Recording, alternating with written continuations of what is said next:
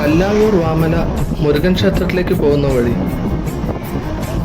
ഒഴിവുപാറ എന്ന് പറയുന്ന സ്ഥലം എത്തുന്നതിന് പ്രകൃതി ഭംഗി നിറഞ്ഞു നിൽക്കുന്ന ഒരു സ്ഥലം ഞാൻ കണ്ടു.